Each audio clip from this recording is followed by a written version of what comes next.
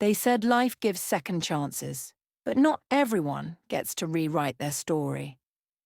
This is the heartbreaking journey of a girl who traded her parents' love for peer pressure and paid a price that time could never erase. Before you judge her, listen to her story, because it might just save another young girl's life. Amelia Johnson was 17, beautiful and full of promise. Her teachers often said she was the kind of girl who would make her parents proud. She was bright, respectful, and gentle in speech. Her father, Mr. Johnson, a retired civil servant, always told her, "Amelia, beauty fades, but character keeps you standing." Her mother, Mrs. Johnson, made sure she never missed morning prayers or her chores before school. They were a disciplined home, no late-night calls, no parties, and certainly no boys loitering around the gate. Amelia didn't complain. She loved her life the way it was. She wanted to become a nurse one day and take care of people. Her dream was pure. Then came new friends, Cynthia, Blessing, and Tonya. They were stylish, bold, and carefree.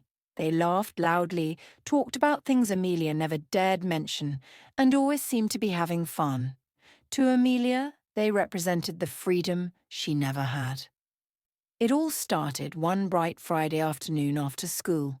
The girls were seated under the mango tree, laughing loudly and scrolling through pictures on Cynthia's phone. They had just come back from a birthday party, their faces glowing with makeup, nails painted, hair neatly styled. Amelia watched them from a distance as they bragged about the fun they had, the music, the lights, the boys, and the freedom. "Amelia, you really missed," Cynthia said, grinning mischievously.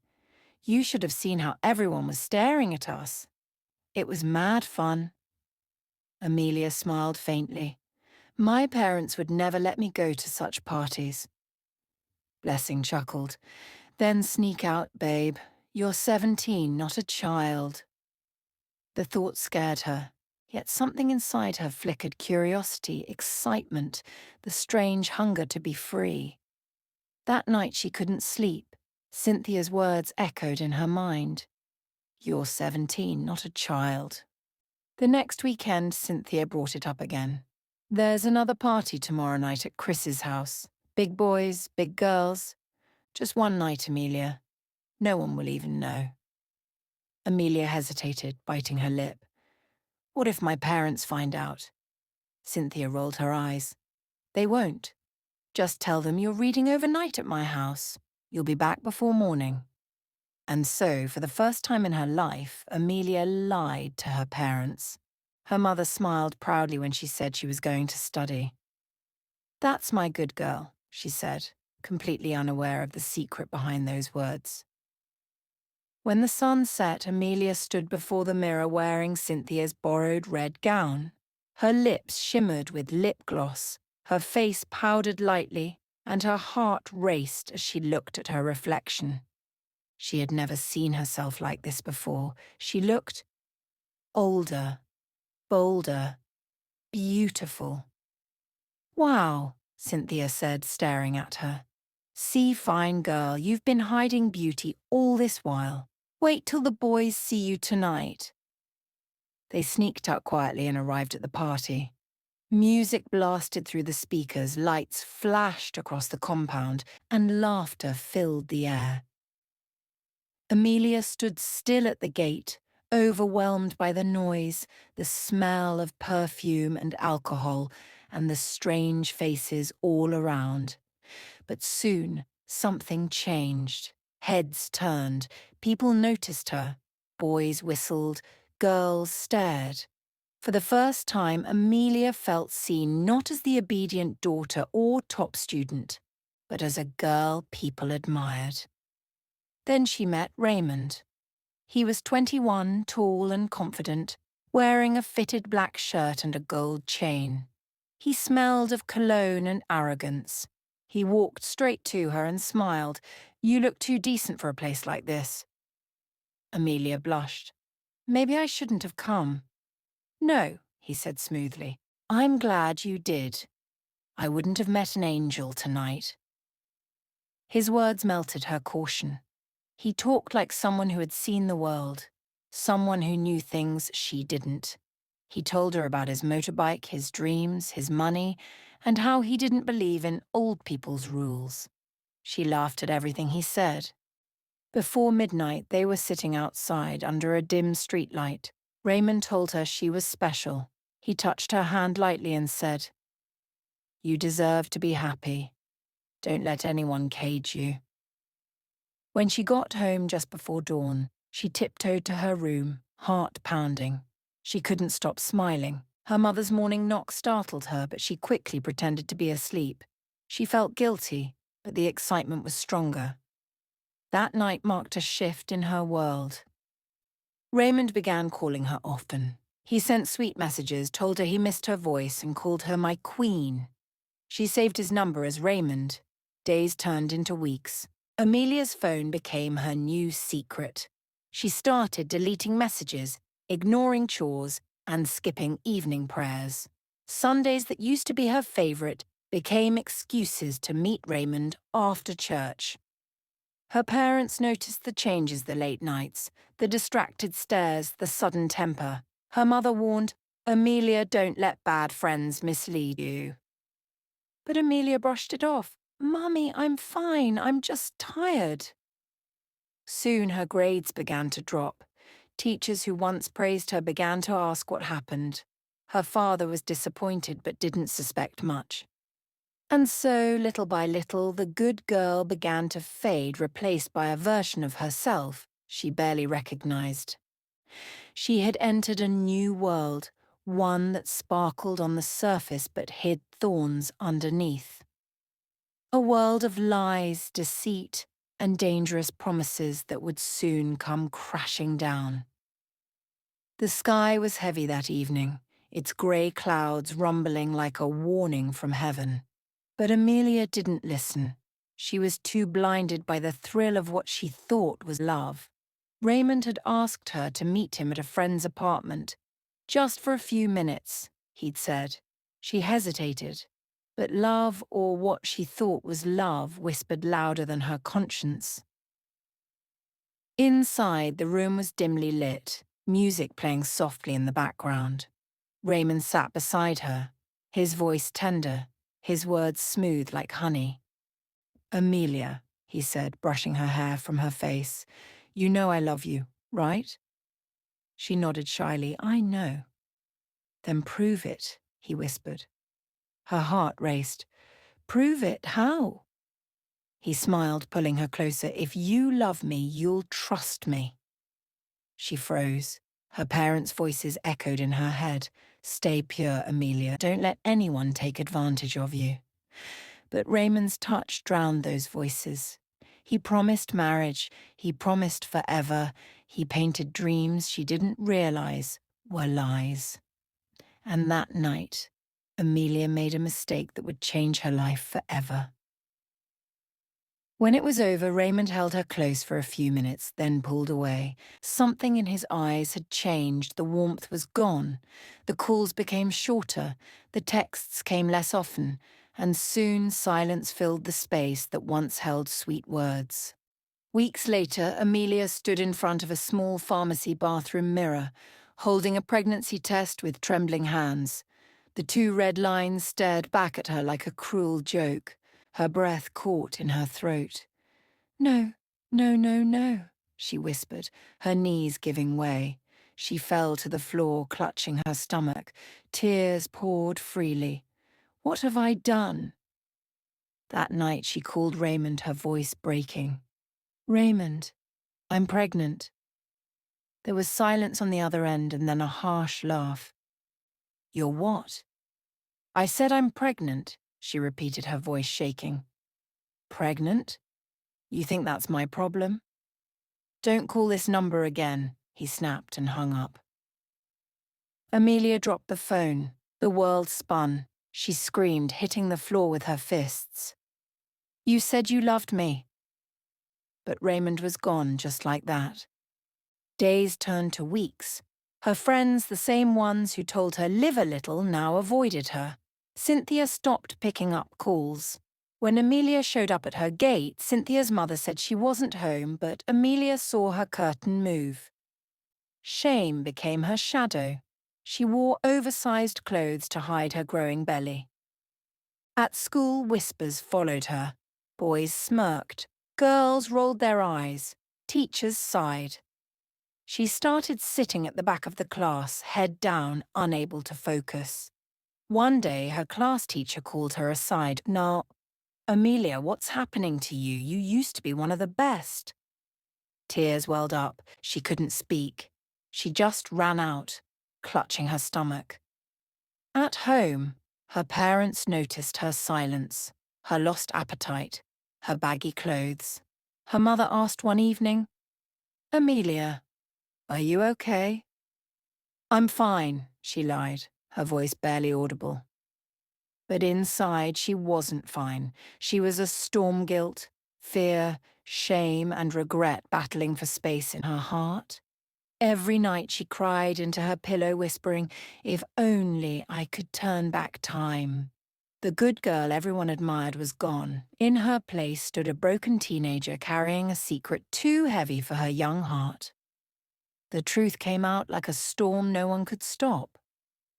It began with whispers, the kind that slithered through the neighborhood before anyone could prepare for them. Mrs. Johnson had noticed Amelia's sudden silence, her loose clothes, and her constant morning sickness. She tried to convince herself it was malaria, but deep down, a mother's heart always knows. One evening after dinner, Mrs. Johnson called her into the living room. Her voice trembled as she asked, "Amelia, what is going on with you?" Amelia stood frozen, her lips shaking, tears already burning behind her eyes. When she didn't answer, her father looked up from his newspaper and said sharply, "Speak up, young lady." That tone, the same one that always commanded respect, broke her last bit of strength. She fell to her knees and began to sob uncontrollably. "Daddy, Mummy, I'm sorry," she cried. Her mother's face went pale. "Sorry for what?" Amelia couldn't say it, she just held her stomach and wept. Her father's hands dropped the newspaper. His eyes widened, then filled with tears. "No," he whispered almost to himself. He turned away, pacing, trying to breathe. Then, for the first time in her life, Amelia saw her father cry. Mrs. Johnson let out a loud wail and collapsed onto the floor. "My God, my daughter! What have you done?" The sound of her cry drew neighbors to the house. They stood at the gate, whispering, shaking their heads. By morning, the entire street knew. The once respected Johnson family became the latest gossip headline. In church, people stared without hiding it. Some mothers pulled their daughters closer when Amelia passed. Some fathers shook their heads with pity. Her father stopped attending morning devotions for days. Her mother could barely eat. Amelia wished she could vanish. Maybe if she ran far enough, the shame wouldn't follow her. She couldn't go back to school. Her classmates avoided her. Teachers treated her like a warning sign. Her friends, the same ones who dragged her into this life, deleted her number and never looked back. Every night she lay on her bed, staring at the ceiling, hearing her father's words echo in her mind. "You have shamed us, Amelia. You have broken my heart." The guilt was unbearable. She had disappointed the two people who loved her most. She had destroyed their pride, their peace, their joy. One evening she overheard her parents arguing in the next room. Her father's voice was low but firm. "She can't stay here, Rose. The shame is too much." Her mother was crying. "But where will she go? She's just a child." "Then let her find her way," he said bitterly. "She made her choice." That night, Amelia packed her small bag.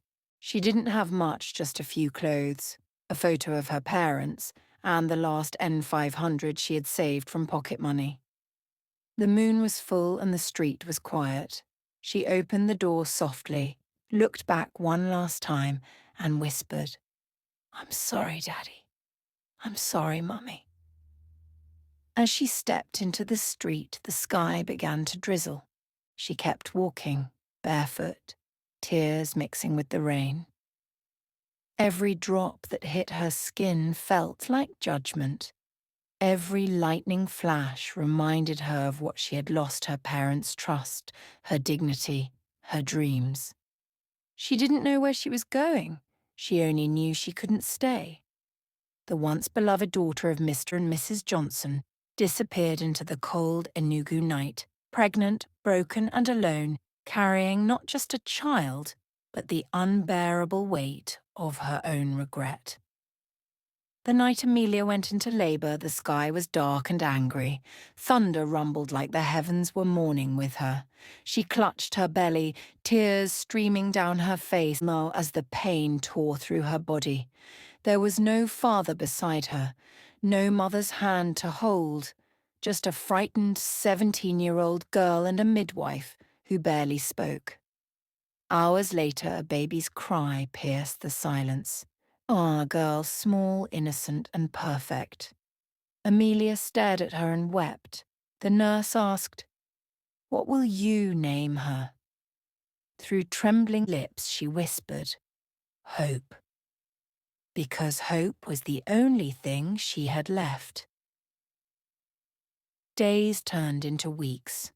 She left the clinic with her baby wrapped in a thin cloth and nothing else. The world that once praised her beauty now ignored her existence. People who once smiled at her crossed the road to avoid her. Even her old schoolmates whispered when she passed. Life became a daily battle. She found a small job at a roadside canteen, washing plates from dawn till dusk for N1, 000 a day. Her hands were always sore. Her back ached from bending over buckets of greasy water. But she did it all so that her child could eat. Sometimes, when Hope fell sick, Amelia would sit on the clinic bench all night praying for strength. She couldn't afford proper medicine, so she relied on faith and tears. The mockery never stopped. "See her," one woman would say, laughing. "The once decent Amelia. Now look at her life." Another added, "That's what happens when you don't listen to your parents." Amelia heard it all. Each word stabbed her heart, but she refused to break. She swallowed her shame and worked harder. She learned to smile again, not because life was easy, but because giving up was not an option. At night, when the world slept, she would kneel beside her small bed, holding baby Hope close to her chest, and whisper, "Lord, give me one more chance. I want to live right. I want to start again." Slowly her prayer began to take shape. She started selling fruits by the roadside after her canteen shift. She saved a little every week, even if it was just a few coins. When Hope turned 2, Amelia enrolled in a tailoring apprenticeship. She swept the shop, fetched water, and watched closely as the madam taught her how to sew. Each day brought a new struggle: hunger, fatigue, loneliness, but also a quiet strength. She began attending a small church nearby, sitting quietly at the back. The pastor often said, "God restores broken things." And every time she heard it, her heart would tremble because she knew those words were for her. It wasn't an easy journey. Some nights she cried herself to sleep. Some mornings she woke up without food. But every time Hope smiled, she found a reason to keep moving. Amelia was no longer the carefree girl she once was. Life had taught her humility, patience, and resilience. She still carried the scars of her past, but now they were reminders, not chains. And even in her poverty, she felt something she hadn't felt in years: peace. Because though the road was lonely, she was no longer walking it alone. The morning sun filtered through the small window of Amelia's tailoring shop. Her hands, once shaky with fear and regret, now moved gracefully across the fabric beneath her sewing machine. The sound of the needle humming had become a rhythm of peace-proof that even broken stories can be rewritten by grace. 5 years had passed since that rainy night she ran away from home. Amelia was now 22, and little Hope, her 5-year-old daughter, had become her reason to breathe. Hope was bright, cheerful, and full of life, with her mother's eyes and a smile that healed the deepest wounds. Each morning, they walked hand in hand to school. The other mothers often stared, whispering, but Amelia no longer cared. She had fought too hard to care about opinions. Every step she took with Hope was a step out of shame and into purpose. One Sunday morning after service, her pastor invited her to speak to the teenage girls group. At first, Amelia froze. Her past flashed before her eyes, the lies, the mistakes, the nights of hunger, the tears. But then she remembered the girls sitting before her, innocent faces, curious eyes, some already flirting with danger.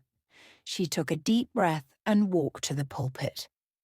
Her voice trembled as she began, "My name is Amelia, and 5 years ago, I thought I was wise. I thought I was grown. I thought I could handle life on my own." The hall fell silent. "I wanted to explore," she continued. "I wanted to be like my friends, to wear what they wore, go where they went, do what they did. I disobeyed my parents because I thought they were too strict. But one mistake, one night, changed my life forever." Tears rolled down her cheeks, but she didn't stop. "I got pregnant at 17. The boy denied me. My friends disappeared. I ran away and gave birth alone. I nearly lost myself. But do you know what I learned?" She looked around the room. Obedience saves. Discipline protects. Contentment is beauty. And disobedience, even once, can destroy a lifetime of dreams. Some of those girls began to cry. A few others bowed their heads in silence. Amelia ended with a smile through her tears. "But even when we fail, God doesn't abandon us. He picks up our pieces and gives us purpose." After the session, parents hugged her. Young girls thanked her. She quotes now a living testimony that no failure is final. Months later, she was invited to schools and youth conferences to share her story. Her life became a voice. Her pain became power. She launched a small foundation for teenage mothers, helping them learn skills and rebuild their lives. Then one evening she returned home, not to her small rented room, but to her parents' house. Her father, older and gentler now, opened the door. For a moment both stood frozen. Then he pulled her into his arms and whispered, "Welcome home, my daughter." Her mother joined, weeping softly. "We never stopped loving you, Amelia. We only wanted you safe." Amelia sobbed uncontrollably. "I'm sorry, Mama. I'm sorry, Papa." "You are forgiven," her father said, his voice breaking. "We all make mistakes. What matters is that you came back." That night she tucked Hope into bed in her old room, the same room where she once dreamed of a bright future. Now she smiled, realizing that God had written a better one. The next morning she sat with her younger cousin Clara, who was now 17, the same age Amelia had been when her life took a turn. Clara was scrolling through her phone, showing off pictures of friends at parties. Amelia placed a hand on her arm and said softly, "Clara, please listen to me." Clara looked up, curious. Amelia's eyes glistened. "Contentment is beauty. Obedience is power. Don't let the world fool you into thinking rebellion makes you free. It doesn't. It only makes you empty." Clara nodded slowly, her eyes watering. She reached over and hugged Amelia tightly. "I'll listen, sis. I promise." Amelia smiled a smile of peace, of healing, of a woman who had walked through fire and found grace waiting on the other side. As she looked at Hope playing with a small doll nearby, Amelia whispered the words that had become her truth. If only I listened then, my life would have been different. But I thank God he turned my pain into purpose. The sun dipped below the horizon, casting a warm glow through the window, a symbol of new beginnings, of hope born from ashes. And for the first time in years, Amelia felt completely free.